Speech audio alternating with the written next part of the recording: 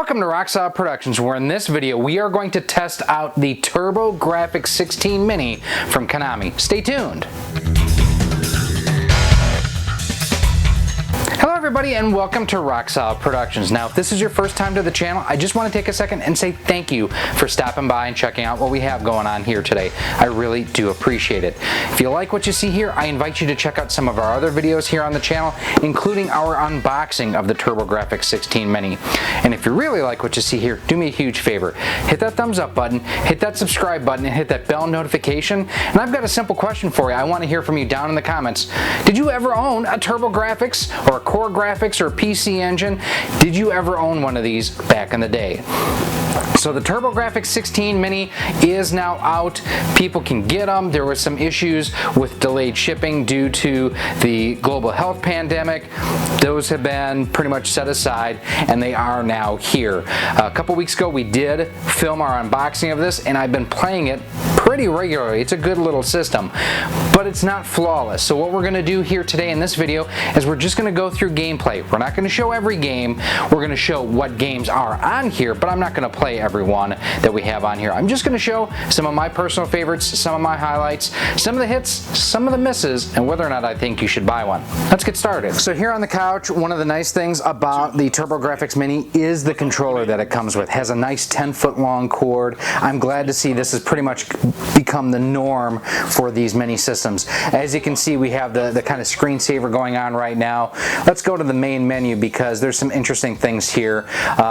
So along the very top you can see the library of games for this particular system, which is the TurboGrafx 16, and there are two and a half, I'd say, three systems, not three systems represented here. So we're going to go back to the very beginning of the list. We'll kind of show you everything that's on here. So Air Zonk, Alien Crush, Blazing Lasers, Bomberman 93, Bonk's Revenge, Cat Ash, Chu Man Fu, Dungeon Explorer, JJ and Jeff. Now this is a Turbo Duo game, Lords of Thunder, Military Madness, Moto Rotor, Newtopia, Newtopia 2, New Adventure Island, Ninja Spirit, Parasol Stars, Power Golf, Psychosis, it's not a luchador unfortunately, R-Type, Soldier Blade, Space Harrier, Splatterhouse, Victory Run, Yeez, and then back to Air Zonk. Now if you're wondering, and this is something that kind of caught me off guard during the unboxing, where are the other games that are on here?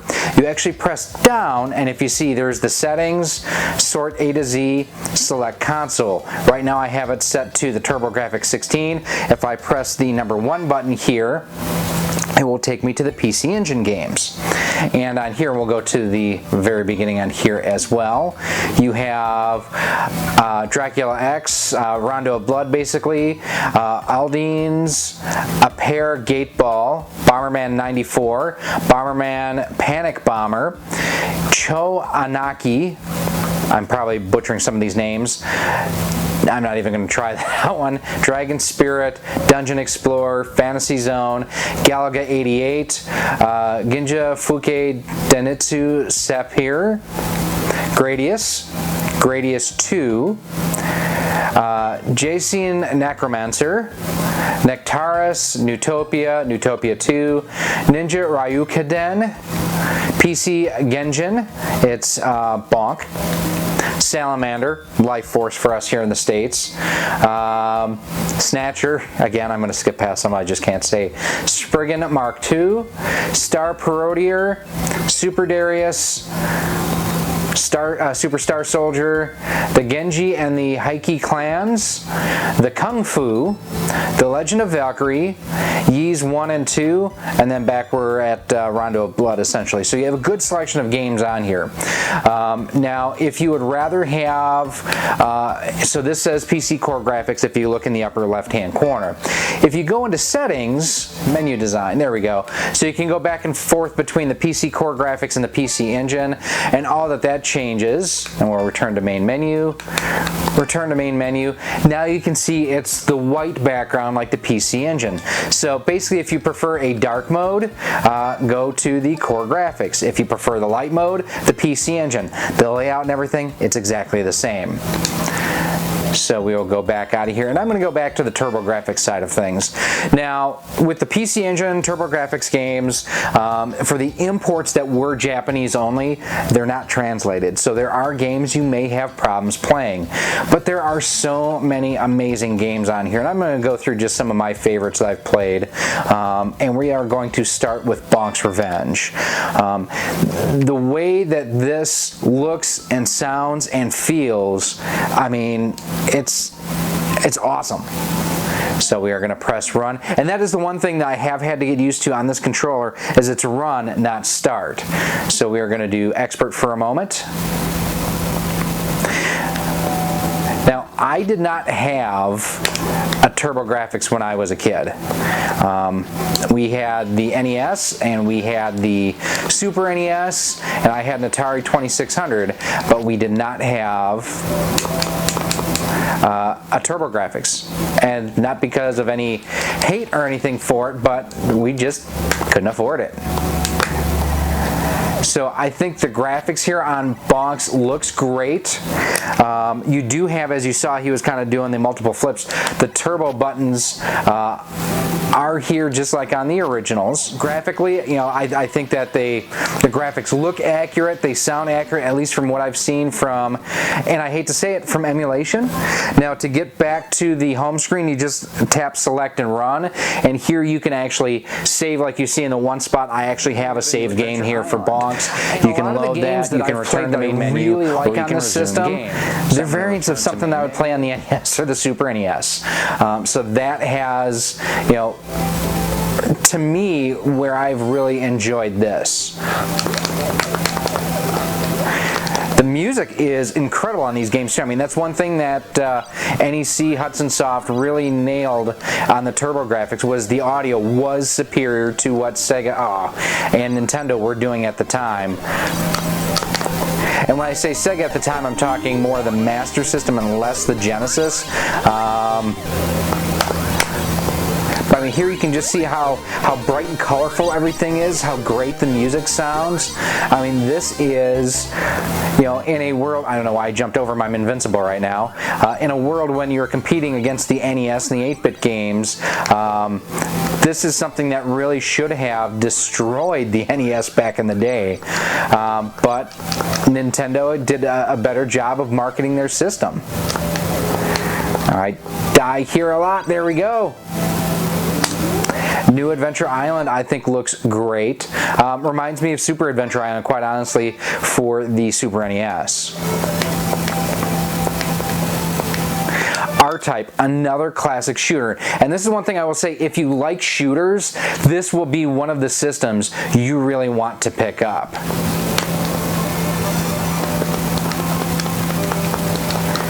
And this is another game too where having that turbo button, oh yeah, look at that. We will cheat as much as we can. As Jesse the Body used to say, win if you can, lose if you must, but always cheat.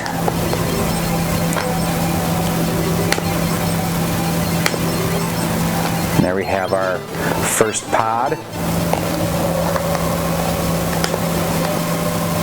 Now, the one thing you do lose by the turbo is the charge shot feature, which I just turned the turbo off. Whoa, watch out for the missiles. Gotta miss the missiles. You know, R-Type, just another great game on the system. Very convenient to go back to the main menu. You know, I'm glad that they did it. Soldier Blade is another just really neat shooter. And I hope you saw too the animation where it shows the hue card going into the system. We're gonna play normal game here. And, you know, different type of shooter where it's more like a 1943, where it's, you know, you're at the bottom of the screen. But amazing color, amazing sound. You can see the sprite work looks great. Very fluid motion and everything on here. There we just got our first power up for our ship. And our second. Almost reminds me a little bit of Ikaruga, but not nearly the bullet hell that Ikaruga is.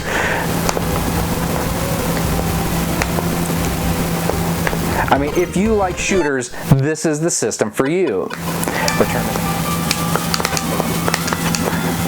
batter up. And the music, I mean, it's pleasant enough. It's nice to have something there.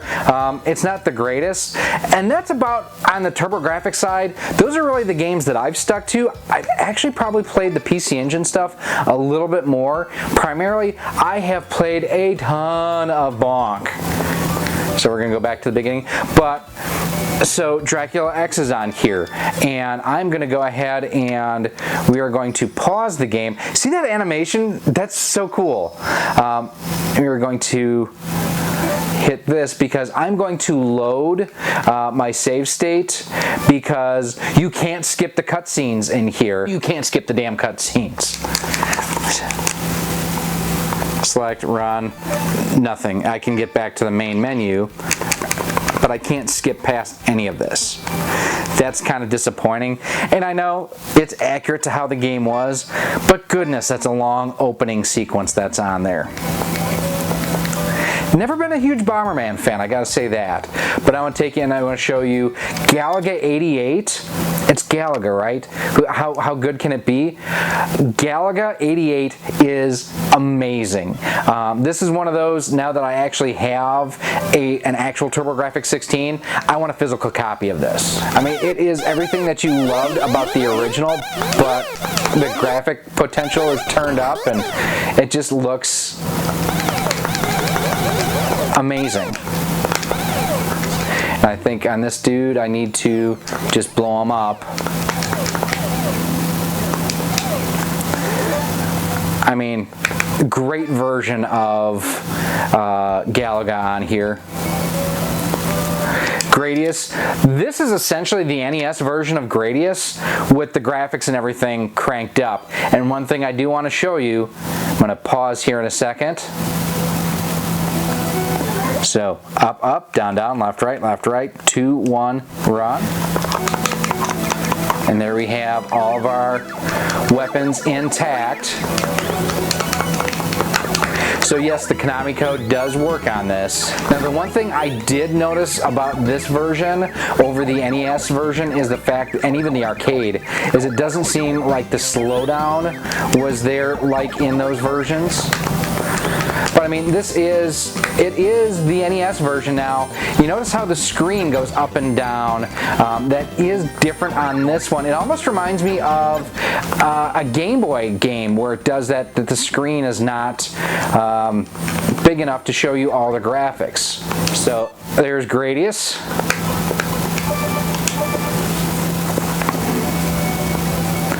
Gradius 3. And again, I love the animatics where it shows loading the CD-ROM and everything. That's just, it's fun. And then up, up, down, down, left, right, 2, 1. You get a little bit of voiceover now on this, which is pretty cool. Oh, and he shot me from behind. But there again, you can see how good that looked and sounded and everything. But probably the game that I've played more than anything else on here is this guy here, Bonk. I do wish that it was the English version that was on here. I'm okay with this. I've actually got the Famicom version, which does not look this good at all. I mean, it's just bright, it's colorful. Look at the backgrounds and everything, the detail that's there. And this game, the music almost reminds me of Adventure Island a little bit, which would make sense. I mean, it's the same developer and everything. Oh, I didn't get it a second time. So we'll go back to the main menu again. Great game, great game. Now, when I saw this one to begin with, I'm like, this looks like Ninja Gaiden. And when I got into it, it's Ninja Gaiden. Which is interesting because that was a Tecmo game. But this to me looks straight off of the NES. Although I can kill the dogs now easier. I will say some of the controls, like right there, do not feel as accurate, precise, however you want to say it, as the NES versions. And it could be just I'm more used to the NES variant and how that plays. But there have been times like doing wall jumps where I have just had trouble doing it. You know, Salamander, this is Life Force for us here in the US. Again, pause, up, up, down, down, left, right, 2, 1. Oh, the Konami code did not work there. So Life Force looks and sounds great. Star Parodier, for those of you who have followed the channel for some time, know that I'm a fan of the Parodius series of games. This kind of has that same feel. Since Parodius was Capcom, I don't think that they have anything to do with each other, but it still kind of has that feel to me. And it could be that, you know, Parodius, I think, actually means parody in Japanese, but I could be wrong on that. So, but again, you know, another great looking, great playing, great sounding shmup that's on the system here. You know, Super Darius, Super Star Soldier. There's so many great titles on here, but there are definitely, at least in my opinions, some misses. And we're going to go back to the TurboGrafx because to me, that's where I'm like, really, this is terrible. And this to me is the worst one on here, and I'm sure that there are fans that love this game. This game is terrible. I mean, I think the sprite work and everything just, it doesn't look very good. I think the oversized head just is kind of crappy looking. I don't know what this... We got this, but we didn't get Bonk's, or the second Bonk game is not anywhere on here. Return to main menu. You know, I want to go back to the Japanese side of things for a second because I want to show you one other final thing before we wrap things up. Fantasy Zone, great game. So one of the bummers about the system is, and I've gone into Snatcher here as you could see, is the fact that there's no English patches for the Japanese game.